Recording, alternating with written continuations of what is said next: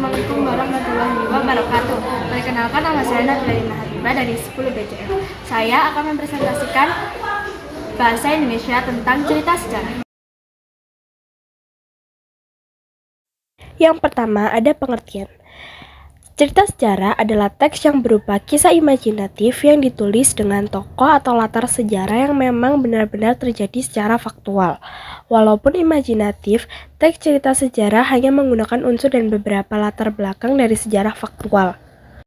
Yang kedua, ada jenis-jenis cerita sejarah yang dibagi menjadi dua, yaitu yang pertama, sejarah fiksi, yaitu menjelaskan cerita yang disusun secara nyata dan menggambarkan kehidupan tokoh yang lebih mendalam.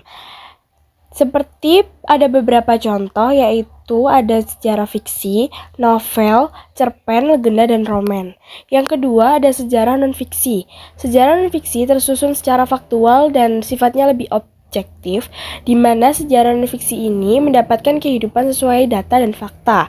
Contohnya seperti biografi, autobiografi, cerita perjalanan, dan catatan sejarah. Yang ketiga, ada di bagian struktur. Yang pertama, pengenalan situasi cerita. Seperti proses di mana penulis mulai memperkenalkan latar belakang, baik waktu, tempat, dan lokasi dari suatu peristiwa. Yang kedua, pengungkapan peristiwa.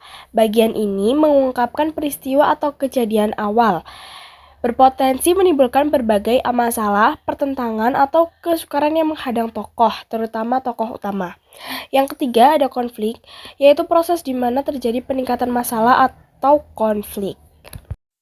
Yang keempat, puncak konflik, bagian yang paling mendebarkan, menghebohkan, dan memuncak dari masalah yang dihadapi dari tokohnya. Yang kelima, penyelesaian. Bagian ini adalah akhir dari cerita yang berisi pengungkapan bagaimana tokoh utama dan tokoh lainnya menyelesaikan berbagai permasalahan yang menimpanya. 6 adalah koda, merupakan komentar yang membahas kembali isi semua peristiwa dan perilaku tokoh yang terlibat.